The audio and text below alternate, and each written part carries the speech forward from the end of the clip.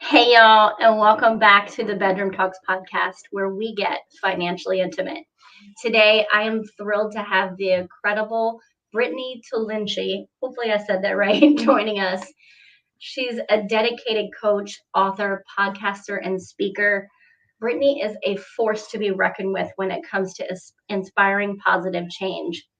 With her unwavering commitment to helping individuals uncover their inner greatness, Brittney is a true warrior of authenticity.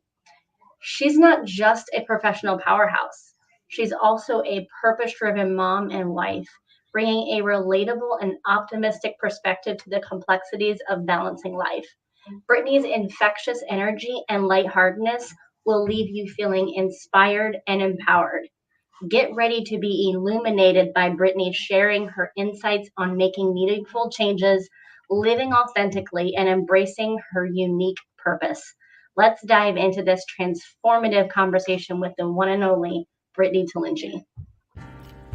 Hey y'all, get under the covers and get comfortable because we're about to get intimate.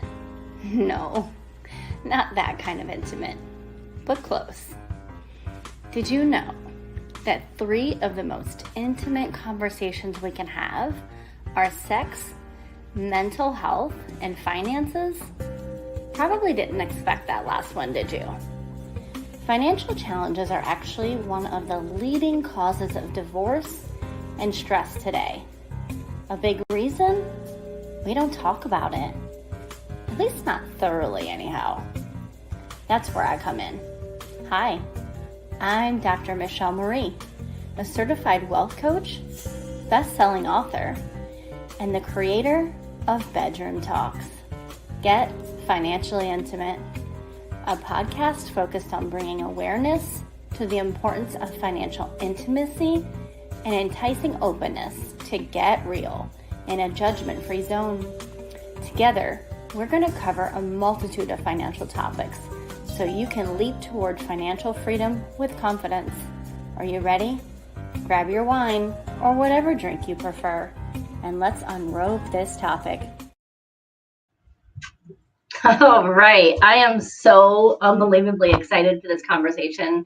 I had the pleasure of chatting with Brittney on her podcast, Unjuggle the Struggle, recently, and it was so good. We just couldn't stop talking. So it's possible it might happen again. So I apologize, but I don't apologize if this is really long. Yeah, I wouldn't Brittney. apologize at all. We can't help it that we're so much fun. Absolutely.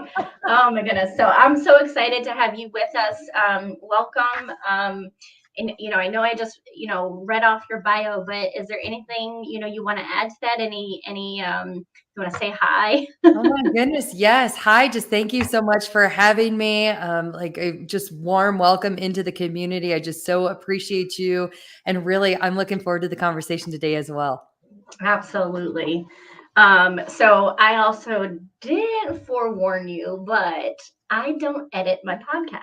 Whatever happens, happens. Bring it on, baby. Like I said, Bring it's it a on. judgment-free zone. Mistakes are part of life. Whatever, no big deal. So those who are listening, if you hear anything in the background, sorry, that's life. We were talking, and I just decided for this, truthfully, it's been a little while since I put a podcast episode out, so shame on me, but it's needed.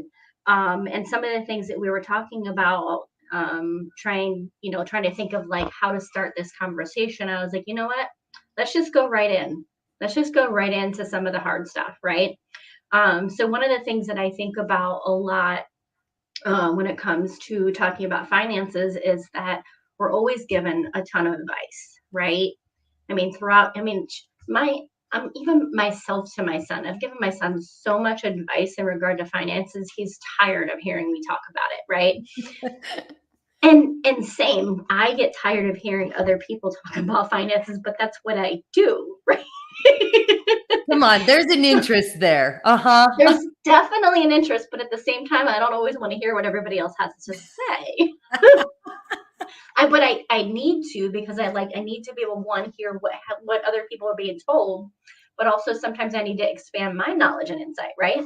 Always learning. But for other people, they don't always, other people don't always want to talk about it, or you don't want to take the advice. So in thinking about all of that, I'm curious, over the years, has there ever been a piece of advice that you were given that,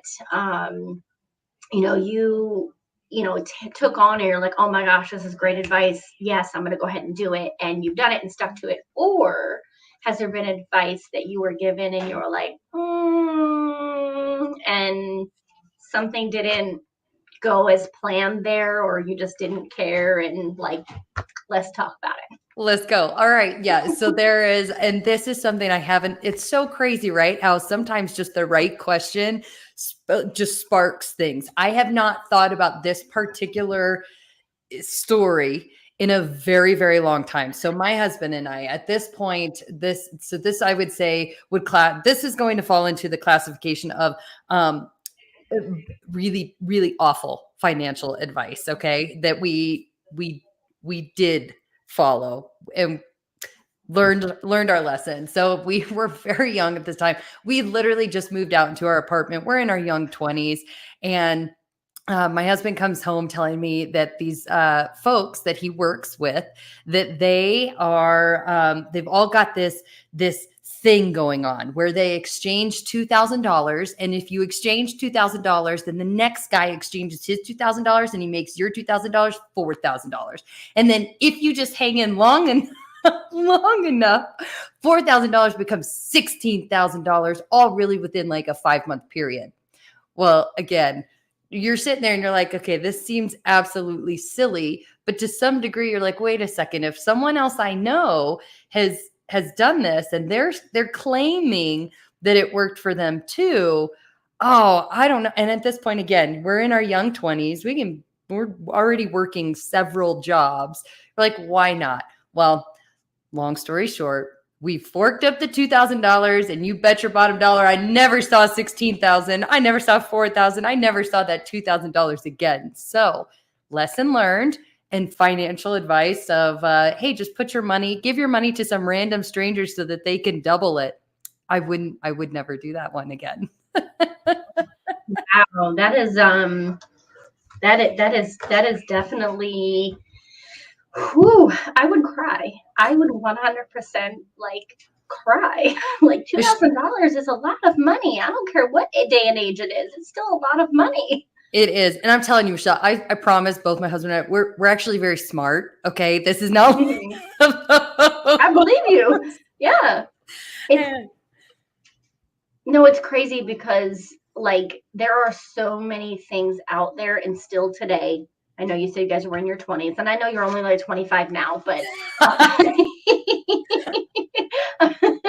we're never going to get, I don't know, decide the age you want to be forever, and that's what you're going to be.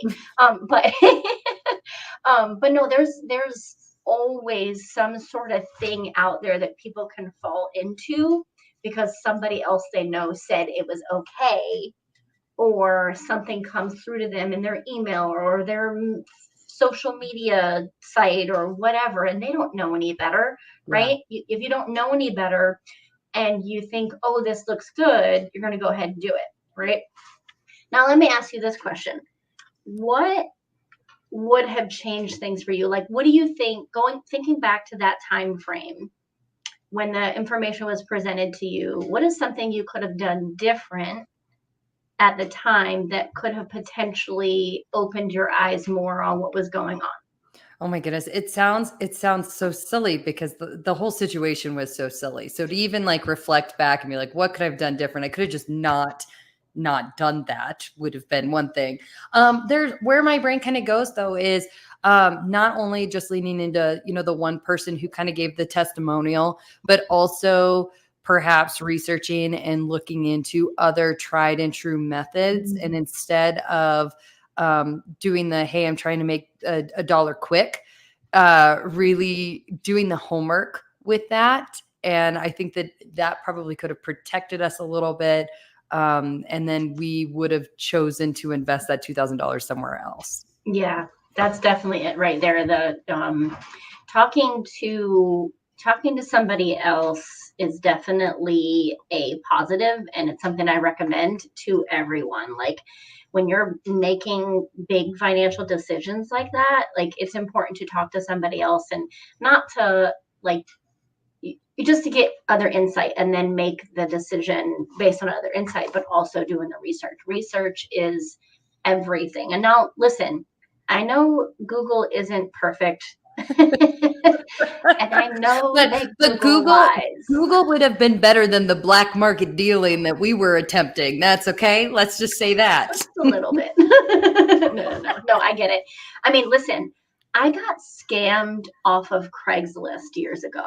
Did you? I did. I was trying to sell, first off, it actually technically kind of was a double scam. You remember those Kirby vacuums? Yes. I bought one and for way too much money. Didn't Mhm. really need it. But then after a couple months, I was like, why do I don't need this vacuum. And so I listed it on Craigslist, and someone contacted me and they said they were out of state and they were moving to the state and they wanted to purchase it, but they wanted to be able to do it do it through money order. And it was something where like I had to do something on my end, and I can't remember all the specifics, but basically they scammed me out of like over $1,000. Yeah, it wasn't pretty. Okay, so wait, then I'm going to ask you same thing. Now reflecting back, what would you have done differently in that situation? 100%. I would have been like going to somebody else, been like, does this sound right? Because I didn't even know that people did that sort of thing. You know what I mean? Like, and it's crazy because, like, going back to your point of doing research, I could have literally Googled something in relation to, hey, someone wants to purchase something off my Craigslist ad, Mhm. but they're out of state, and it was something with a money order or whatever. And I guarantee you, if I Googled that, there would have been all kinds of red flags that came up Probably. because it's out there. It's out there. If you look for it, it's out there. But if you don't know to look for it, you You won't just know don't about it. know. Yep. You just Exactly. don't know. Yep. Exactly. So I've been there. Yeah. Well, thank you for making me feel better. It's definitely not fun to do. And then you don't want to tell other people about it either because it's kind of embarrassing, you know? Definitely embarrassing. Yeah, because you're like, it was again, you're talking about money, right? And so, I mean, Right. even to say, so in that situation, the embarrassing factors of it, right? The amount, the fact about how the quote unquote opportunity came about, the results of Hmm. said opportunity, like it hits on all levels. Hmm. And when you look back on the situation, you're talking to somebody else, shortly after everything happens and you realize, oh, they got me. When you're telling somebody else about it and you're telling them all the scenarios, you, number one, can clearly see the flags, but so can they. But what do people do when they respond? They're- They don't try to understand like the logic behind where your mindset was at or how you could have, seen the realness of it. yeah. Automatically, they're like, well, yeah, I would have seen that coming a mile away, and like automatically judge you. And it's Yes. like, oh, okay, put yourself in my shoes, Yeah. right? Yeah. Yep. I know. Oh. It's bananas. It It's is bananas. bananas. It is bananas, but on the flip side of it, like, the financial advice that we followed or that I have leaned into that has been wonderful for our life. And I would say that the first thing that comes to mind is just really finding trusted partners. When you're talking about your Mm, money, finding people who number one are doing or have the type of wealth that you're looking to have. I think that that's really important. That's proof in the pudding type of thing. I also think that someone who is familiar with what you want to do with your money, because there's a vast amount of options out there of what we can yeah. do with our money. And just because someone knows how to invest in stocks doesn't mean that they know how to invest in real estate. And so I think that that's really important too. And so for us, we found, a trusted advisor who had some similar goals as we did.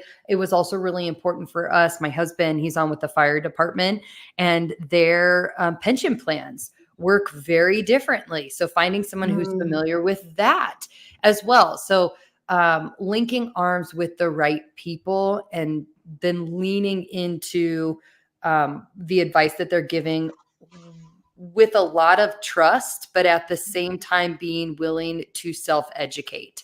So there were things that we've done over the last several years with our finances where I didn't have to be the expert in certain policies, or I didn't have to be the expert in things. I needed to become knowledgeable enough that things at least there weren't those red flags going off, right? Yeah, Yeah. absolutely. No, I love that. And I love that you brought up the importance of having a trusted individual and that's the premise of my entire podcast is like, you know, it's very important to talk to somebody else about your finances.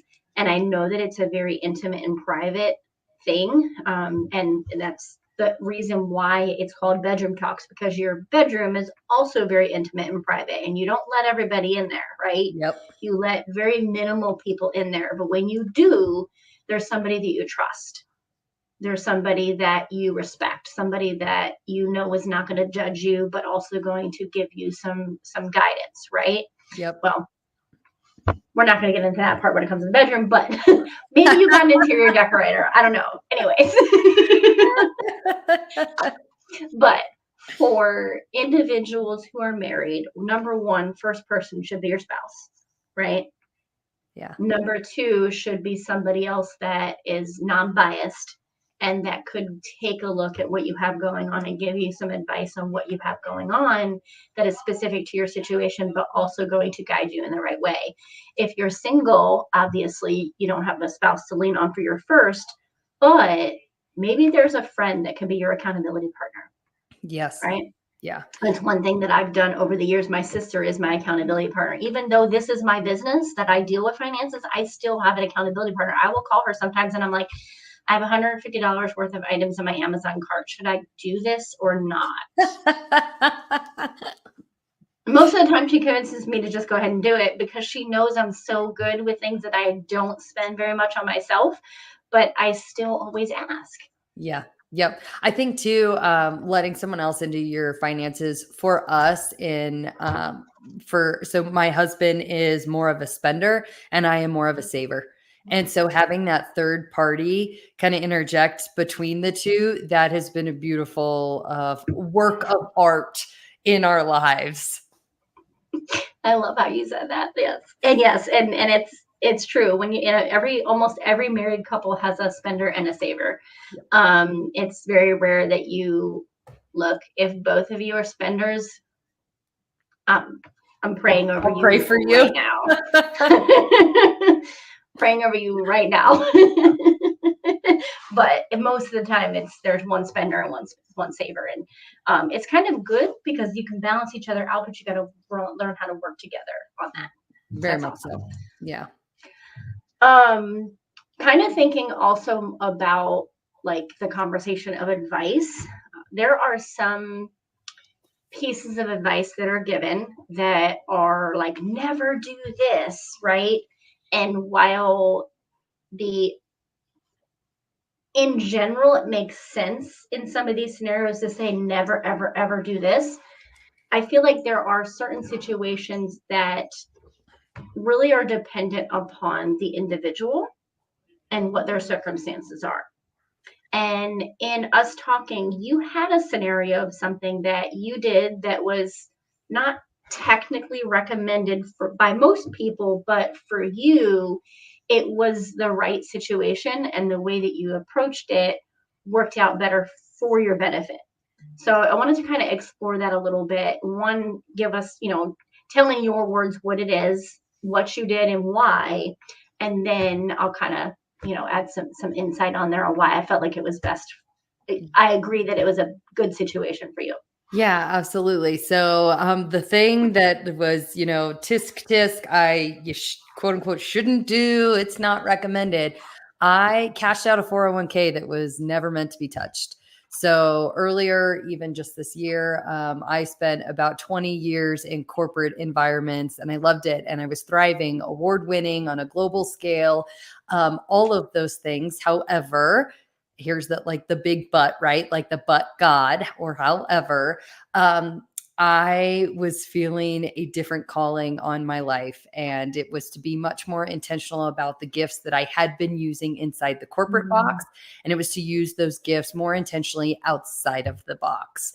And so without a plan, my husband and I, we connected with the financial advisor. We said, hey, this is what we're looking at, what we're trying to do.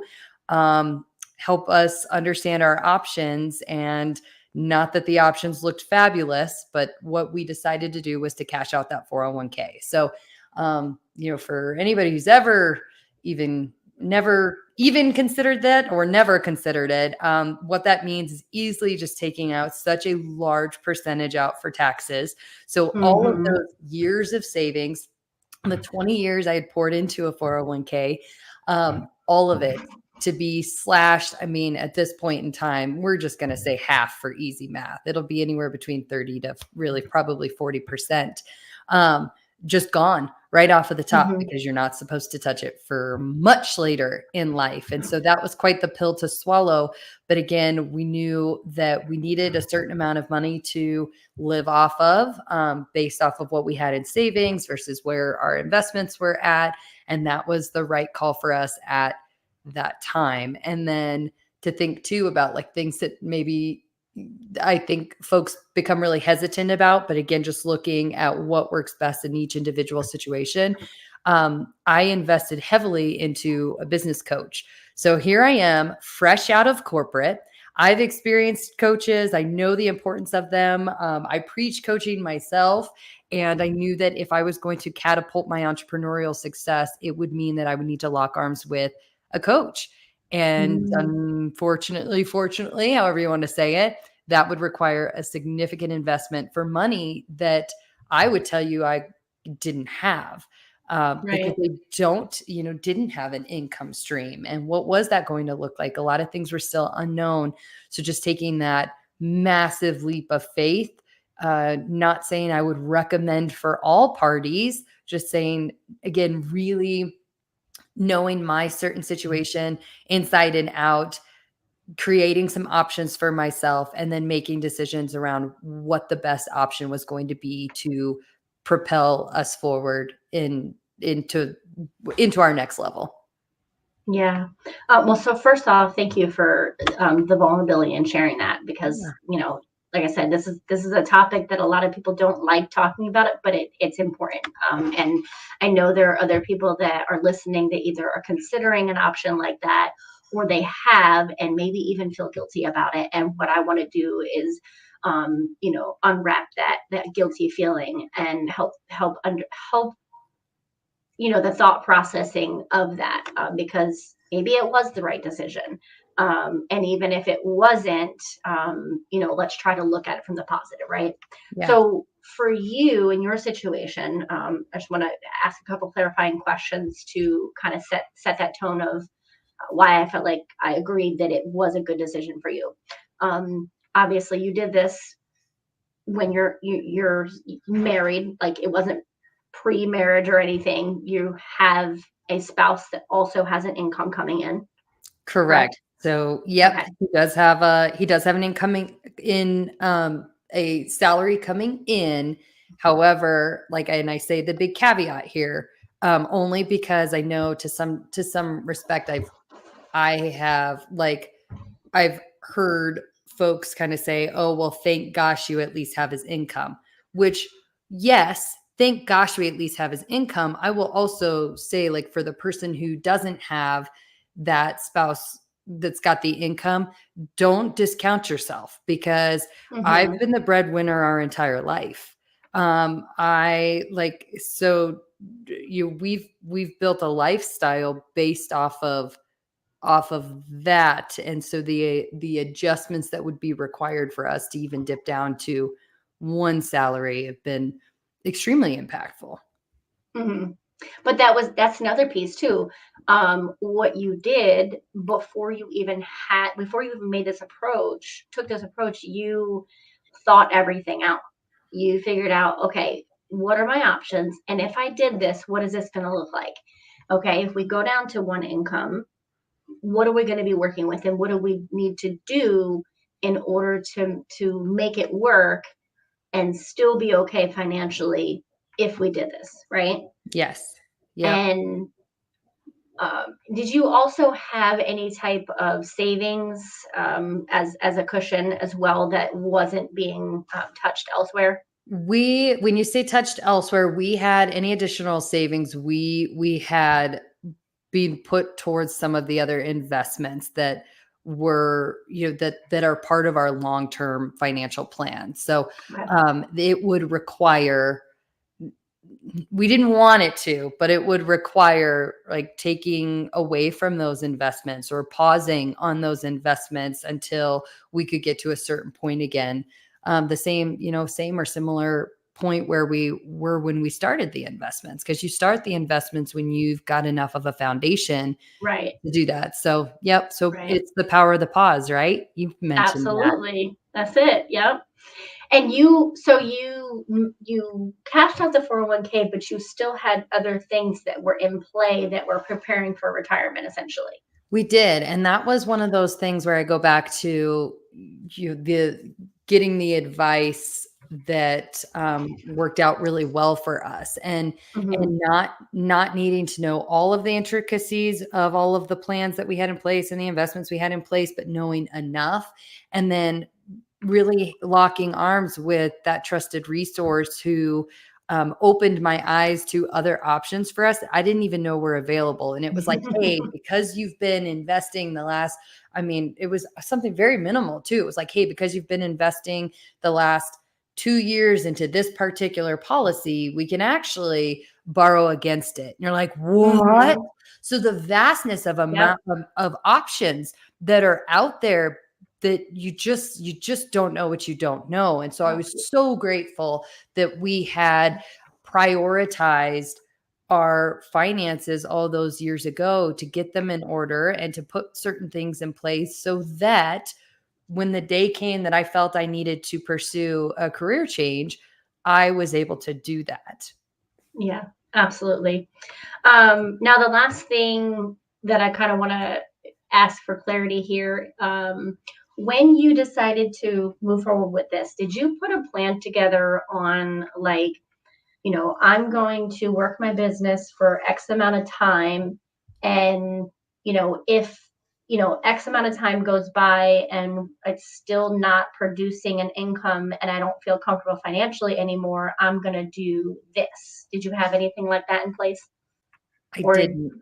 I you didn't. didn't? Okay. And I think that I know that often blows everybody's mind, especially too for man. I just sound like a wild one. Here's $2,000. Here's this. Like I swear, I'm No. I'm not like most folks would say. Yep, stereotypical type A high achiever here, and at the same time, like yes, so authentically, like hey, here I am. Sometimes we make good choices, sometimes we don't.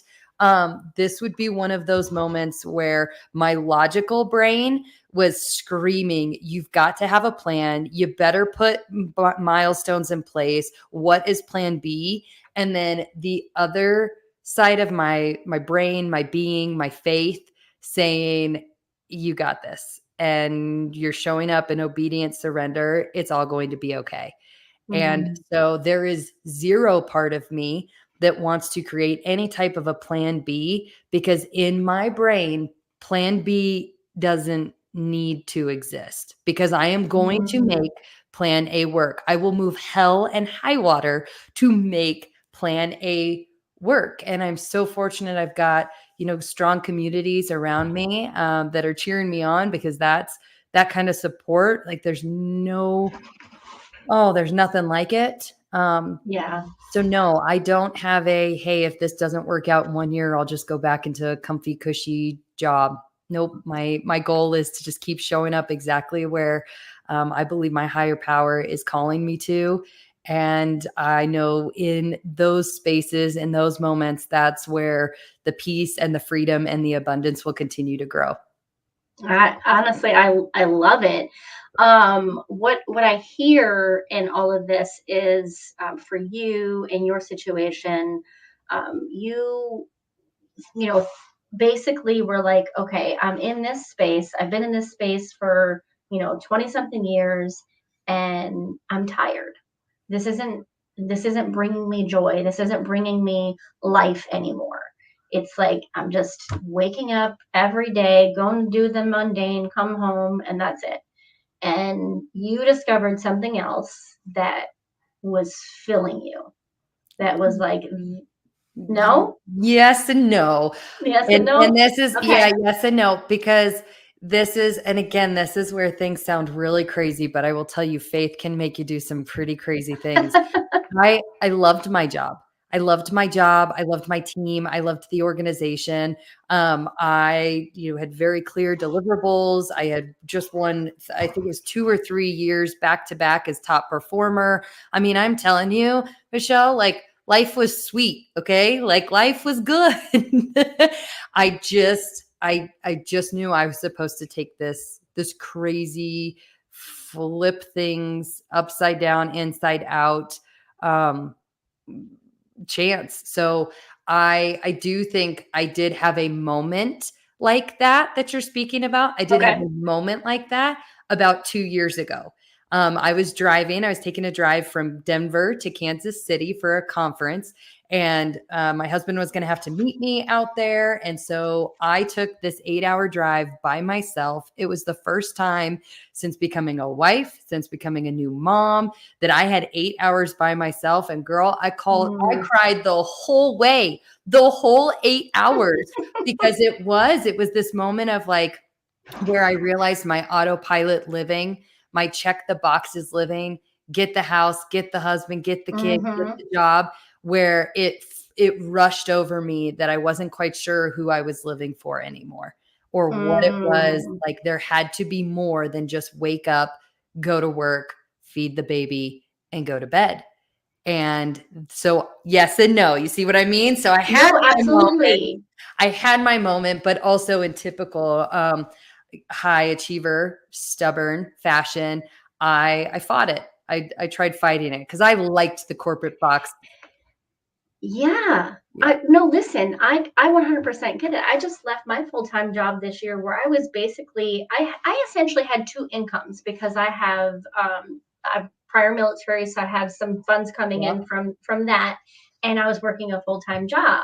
And so I had 2 full incomes, and I left my full-time job and went down to 1 main income to work my business full-time and trusting that it was basically going to replace my full-time job income, right? Excuse me. So I get it. I've definitely, and I generally enjoyed what I did. Didn't always love the people, but enjoyed what I did.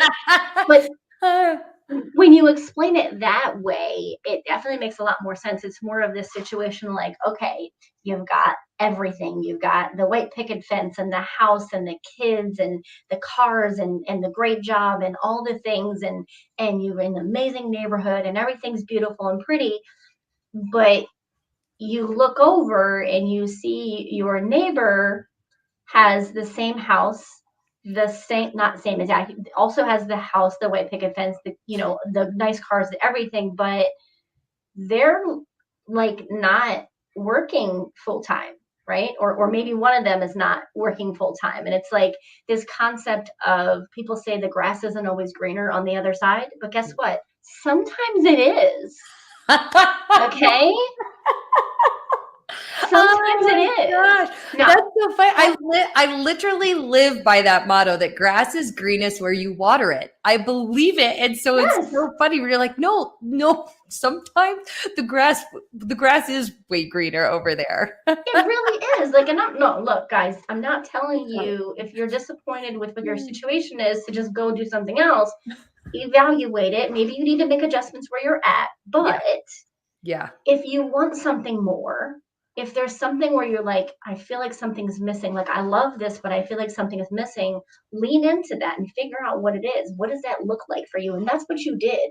And then like you really took the time to like figure out what is the best approach to doing this for the most part, because we don't have that plan B. But what I heard you say in all of that was with once you went ahead and took that leap, from there you were acting completely on faith. Yeah. That's And been big. you also decided, because I'm acting on faith and because this is something I know that I want to do, I'm going to do whatever it takes to make it work, no matter what. You're not giving up. You've already committed and decided, I'm not giving up. Yes, So it's 100%. a mindset thing. Oh, it is. And the way that, like, when you go all in on certain things, the way that that can open up doors. I mean, here I Yeah. am, I think, so I left my corporate job in March, April. So March was my last month. So what, this is like 6 months later. I've got a podcast. I've got a book publishing in November of this year. I've got coaching programs open. I mean, it's absolutely bonkers the things that can happen when you just step into the faith. Yeah. Yeah. No, okay. I have to ask you though, this is like a vulnerable question too, though, because I'm getting vibes that maybe it's a little different. And I think that that's okay. And I think people need to hear both sides. Mm-hmm. So for you, you did the same thing. You jumped out of corporate. Yeah. Do you have a plan B? Like, did you sit down and like look at, okay, hey, I've got the next year to hit certain milestones. Like, what does that look like for you? Because I think that both and all sides are okay. Yeah. I would say yes and no. Okay. I would say yes and no, because here's the thing. Like I said, well, I'm in a relationship, but I'm not married. So I don't technically have that spousal income to lean on, right? So I'm that other side, right? However, because of me being prior military, I do have something to lean on. Okay. And I'm grateful for that. I've also done a lot of work on my finances to get rid of pretty much all of my debt outside of my car and my mortgage. So I don't feel like I'm struggling there. I if I'm guiding you in your finances and my finances are a hot mess, that'd be kind of like wrong. Exactly. Exactly. But like Exactly. I did a lot of work and I still had some things going on, but I made sure to take care of all of that prior to leaving. I had built literally in January, I said, that's it. 6 months, I'm done. I don't care. And I was like, what do I need to do to make this happen? I built up out a plan and I started working the plan. And sure enough, by end of June, I was like, I'm done. Bye-bye. And I knew that I at least had that that additional military income to lean on. That was helpful, right? But it wasn't going to fully be enough. And so I knew that I had to do some kind of work in the business all the time in order to make that work. I also teach part-time at an online university. I'm an adjunct professor at an online university. But again, it's not guaranteed that I'm going to get assignments. So on average, I'm getting about 2 a year. So that's a little bit more to work with as well. But I just decided, look, I built out the entire plan. Even from when I left, I was like, all right, if I leave at this time, this is what I'm probably going to have coming in. And if I at least make this much in the business, that can last me all the way through the end of the year. And then starting in January, I need to do X, Y, Z in order to make it work. Right. Mm-hmm. And so I knew, like, I'm always thinking ahead, like months of time on what I need to do. And I said to myself, I don't care what happens. I am not going back to the government. I am done with the government. Listen, let's not get into politics, but I'm done working for the government. Okay. I am done. I am done. But I also don't want to go back to a full-time job now that I've been out by myself. I don't want to go back to a full-time job. So I don't care if I have to go do Uber Eats. I will make it work. You're like, I'm going to make it work. So I'm going to make it work. That's my backup. Is worst case scenario, I will find other teaching assignments, or I'll go do Uber Eats or something in order to make it work. I'm not going back to a full-time job, but same situation. Like, I'm going to find a way to make it to where I don't have to go back to a full-time job. Only thing I won't do is get a sugar daddy, but hey, never say never. I mean, and then there's OnlyFans, but but no, yeah. So, you know, life is life. If something happens and, you know, I have to face that decision, you know, I'll deal with it when it comes. But, you know, same mindset that I'm going to do everything that I can to make sure that I don't have to do that. Because now that I've tasted the freedom,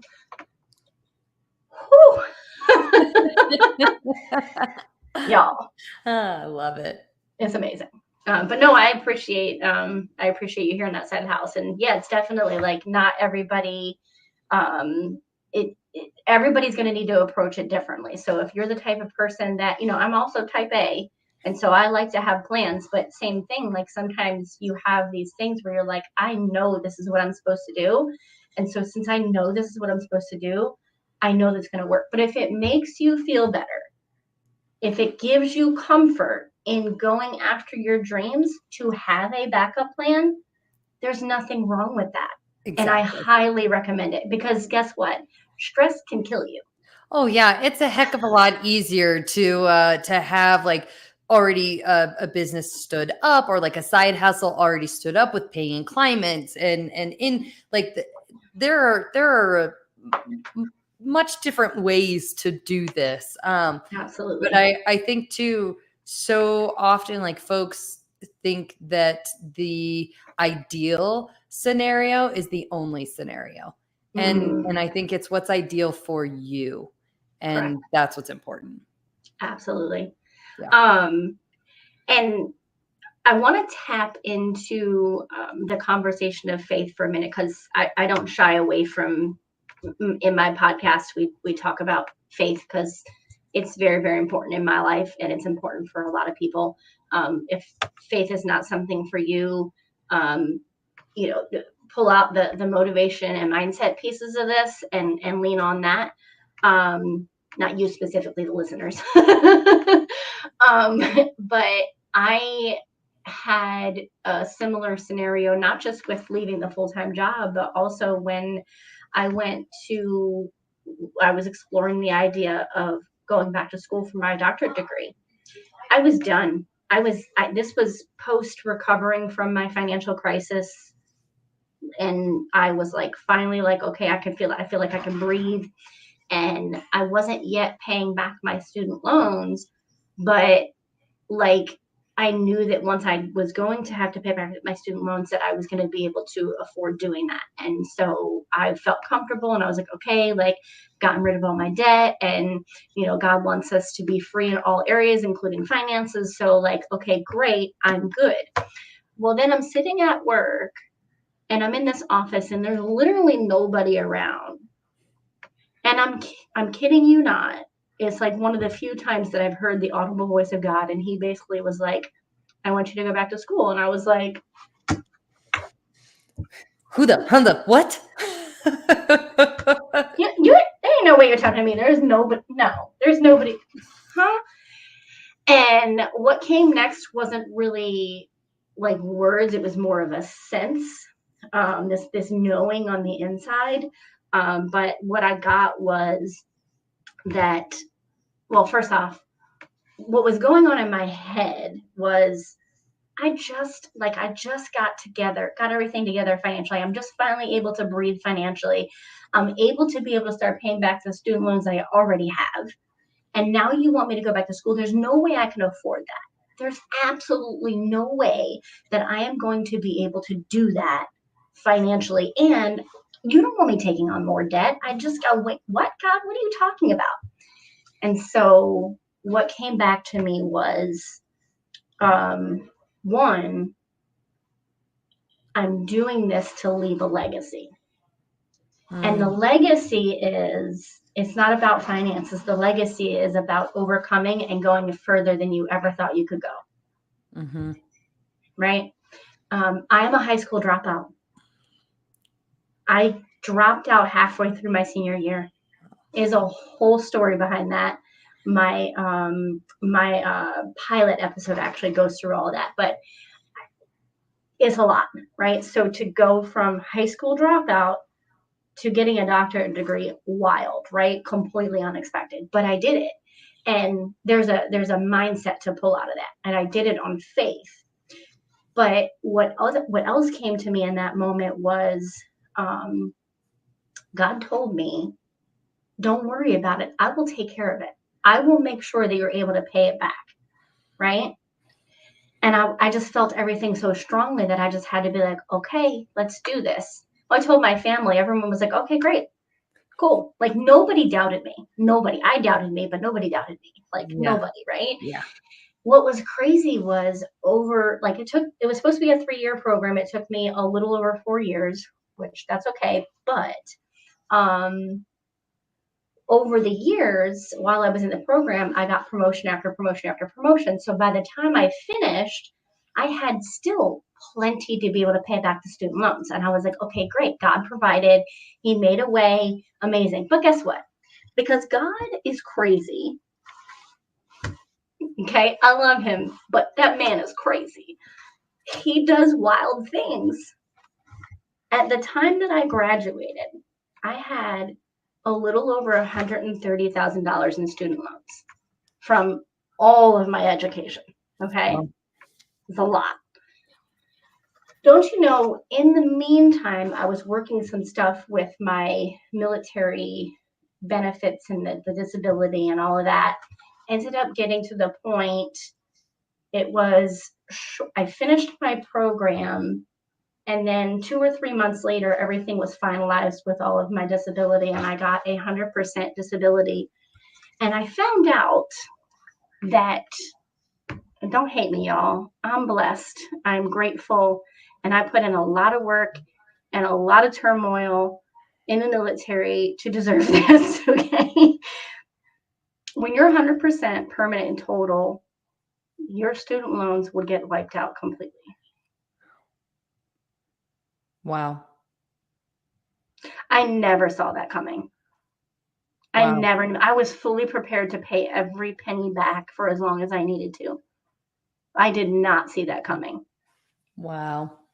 That's beautiful. Like, so I've done everything that I can since then. And that also leads into when I realized that I was sitting in this position and I was like, it was like everything that I did to keep trying to move up where I was at kept putting me more in a box.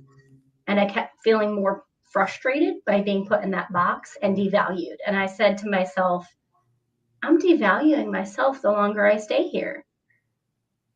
And so that was when I had to take yet another leap of faith. But everything that happened before that led to that. Yep. Right? It did. Everything is divinely orchestrated. Everything.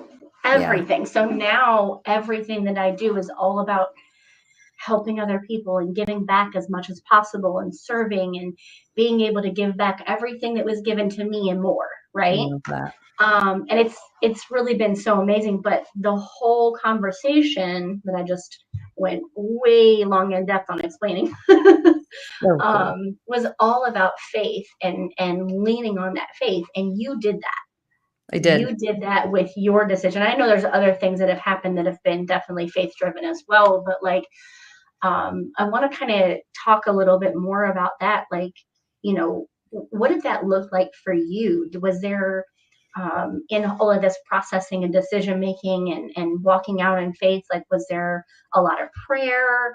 Was there any, analysis on that side, or you just hear it one time and just move? Like, what was that like for you? Yeah, I love that question. Thank you so much for sharing your journey too. What's so Yeah. inspiring.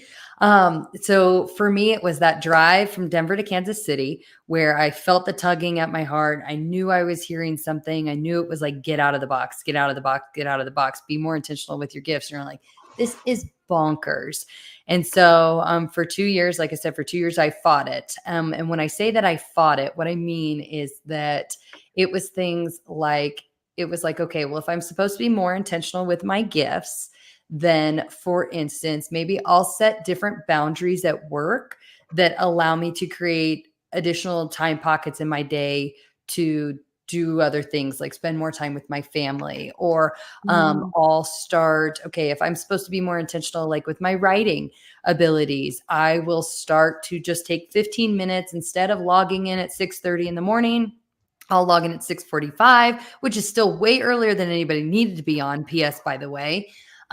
But so I would take from 6:15 to 6:45 and I would just start journaling, or I would spend that time in prayer, or I would just take it to just sit and be quiet. And then I would log in, and lo and behold, the world didn't blow up in 15 minutes. And then all of a sudden it was like, oh my gosh, maybe I can just log on at 7.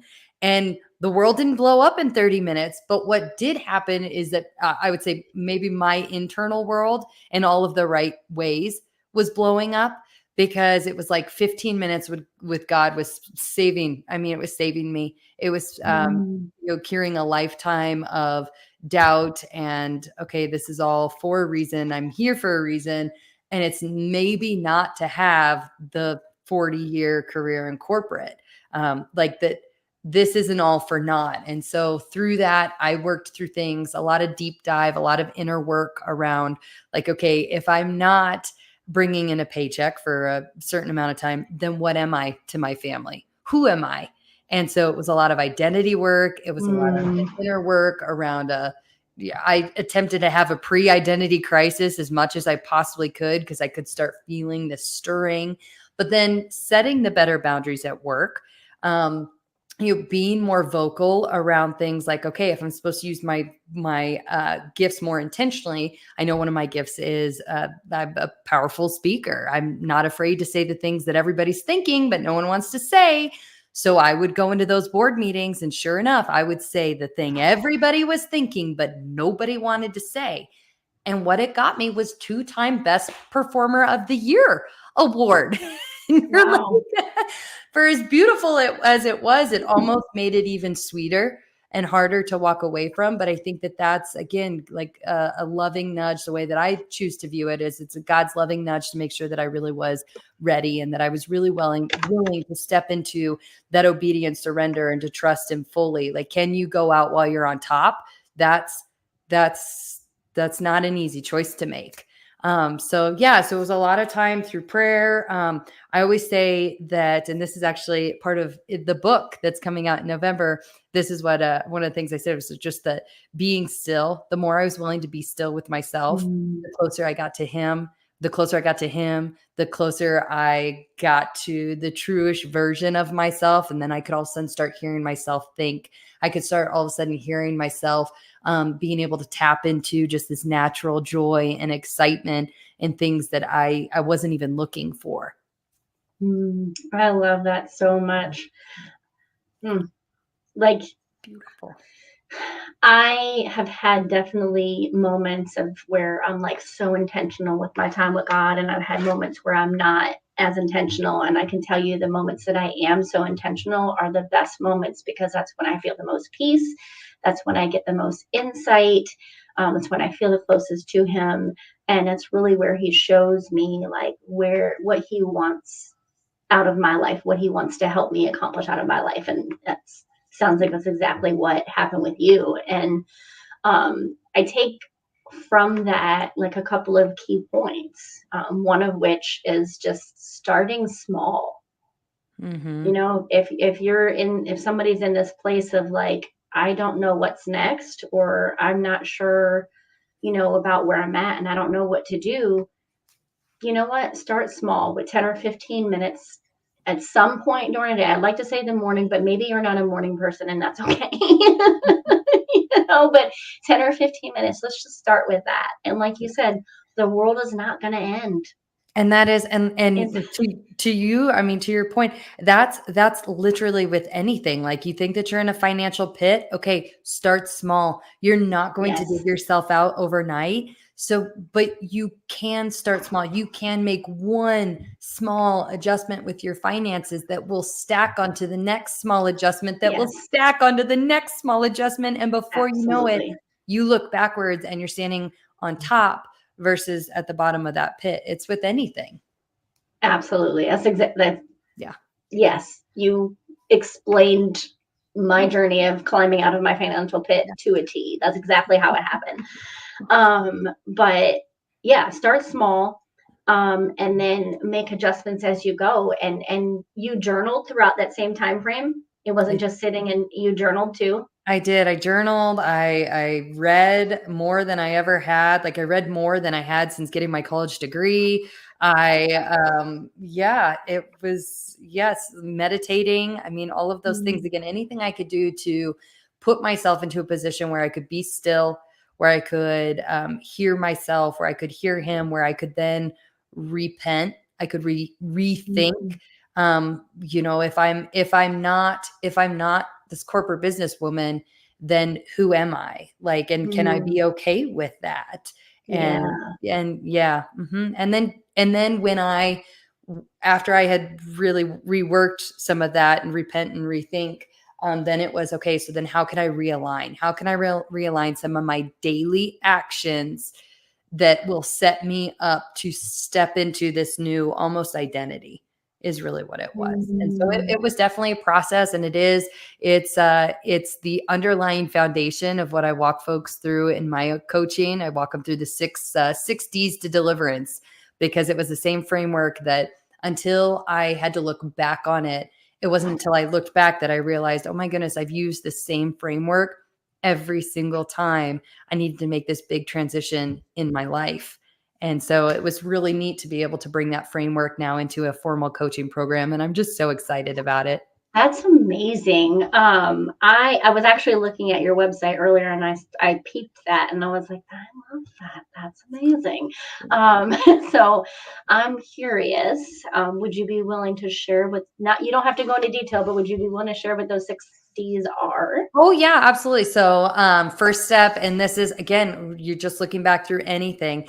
So first step is just doing that deep dive into, not deep dive, but you've got to actually discover what is the root cause. From there, you have to make a decision, right? Any of this, even like if you're trying to make changes with your finances, if you're trying to make changes with your job, with your faith, whatever, your physical health, your mental health, you have to make a decision that from now on, you're going to do things differently.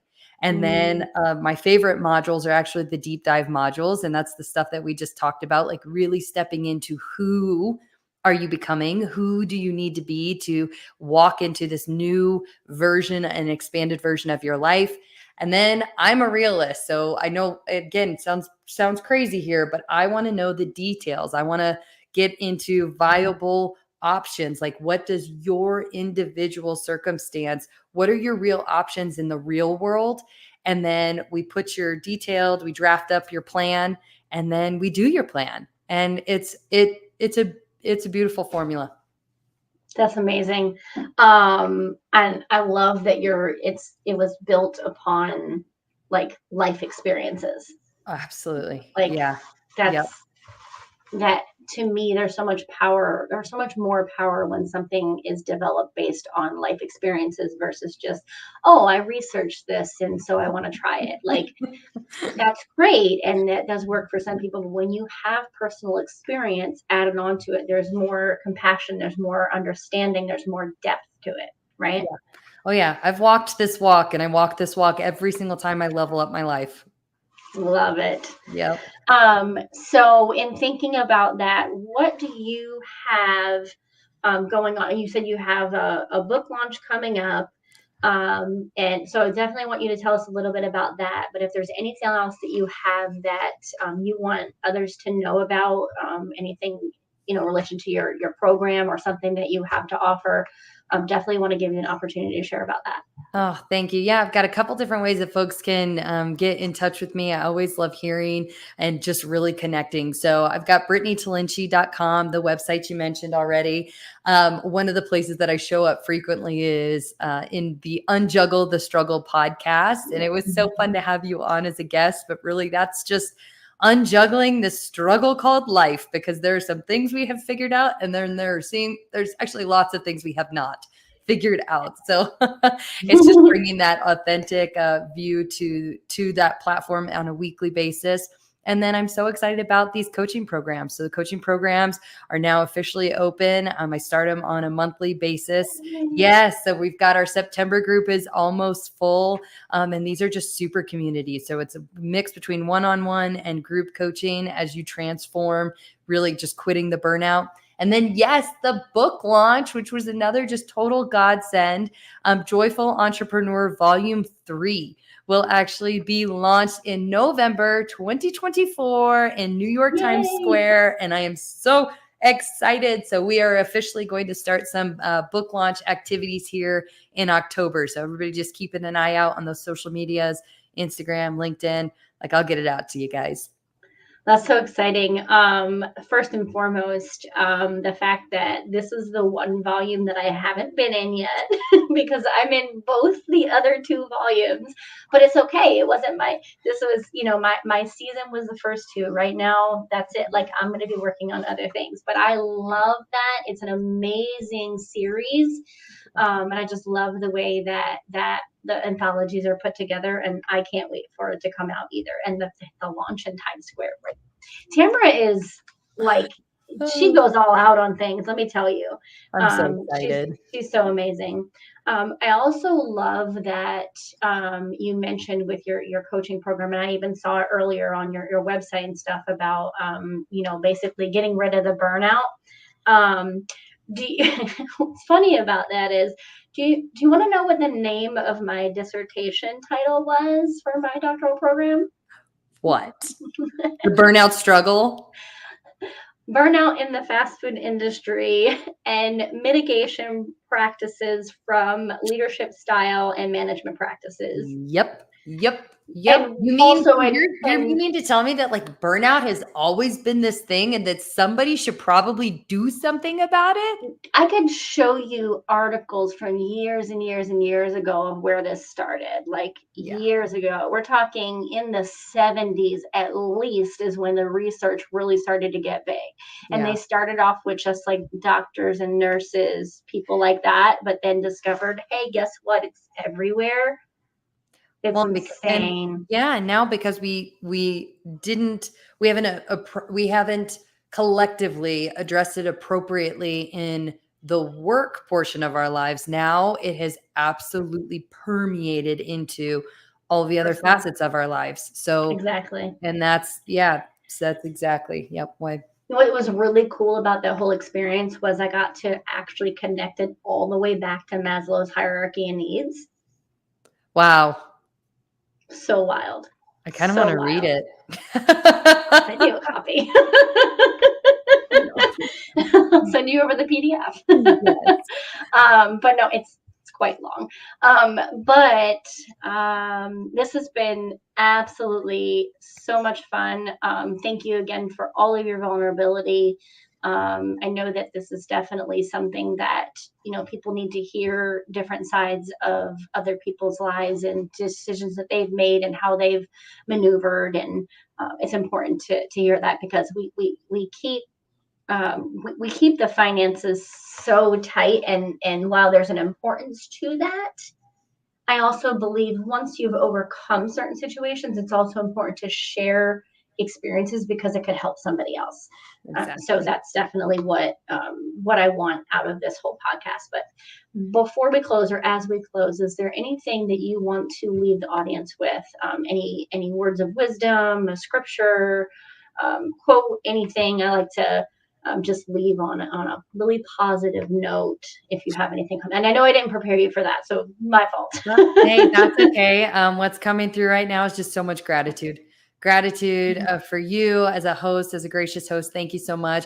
But gratitude for each of your listeners, and not yes from me to them, but also just like gratitude, internal gratitude. So for anybody listening, like I hope that you just pause for a moment today and that you just feel a gratitude for the body that's carrying you, the brain that is, fueling everything you're doing, the connections, the community that you have, the way your heart, the way that you love, and just a moment of gratitude for all of those things that keep propelling you through your life. That's all I would say. So just thank you. Oh, I love that. Thank you so much for sharing those words. For anyone who is interested in getting connected with Brittney, I have provided all of her links to everything that she's talked about right below in the show notes. So definitely check that out. And also, if you're still not able to find it or whatever the case, just message me and I'll get you connected with her. All right, y'all. Till next time.